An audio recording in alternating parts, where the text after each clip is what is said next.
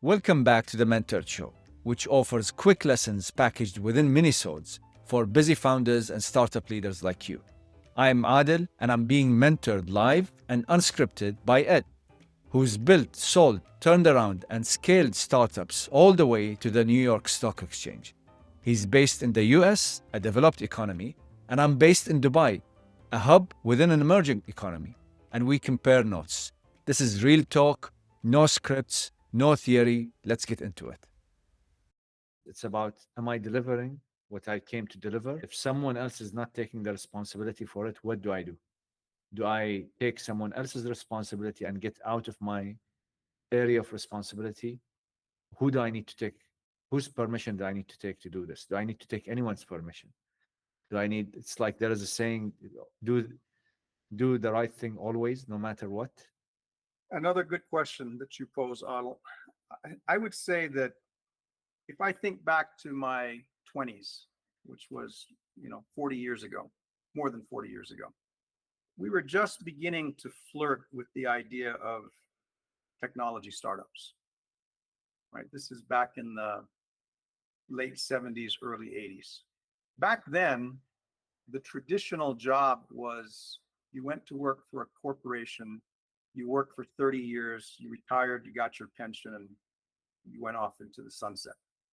And because of that inherent social contract between the employer and the employee, people stayed in a box. The job description was paramount. You only did what was in the job description. If you fast forward through the early 2000s into today, the 2020s, people change jobs all the time. Every 2 to 5 years, they change jobs. That seems to be kind of standard behavior.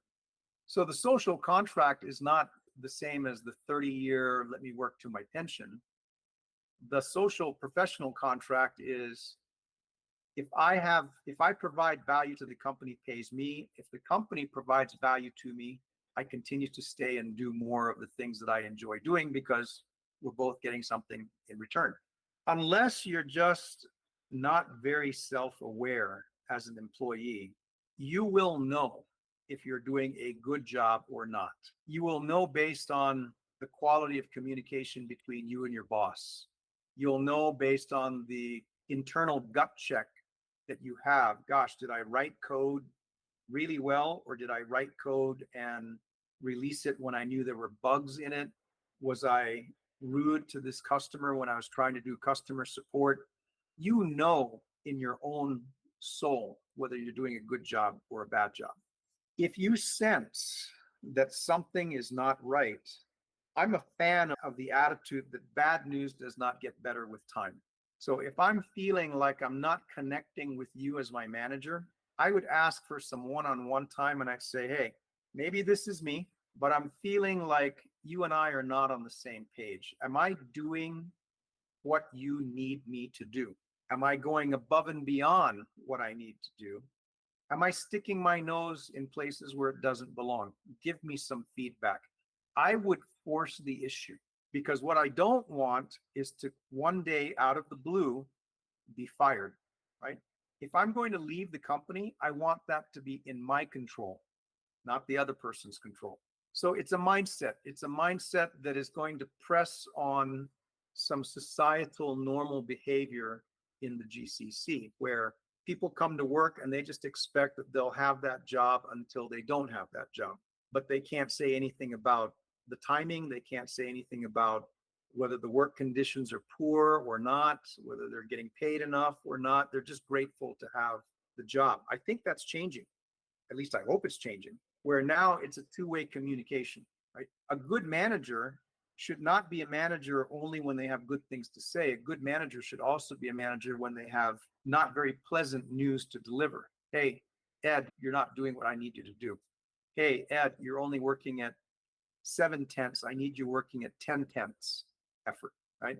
So the answer to your question directly is if you feel like something is off, ask. There's no downside. That's it for this minisode. Big thanks to Ed and to all of you for tuning in. If this sparked something, hit subscribe so you don't miss the next one, and make sure you share it within your network. Got a question for Ed? Drop it within the comments. See you next time.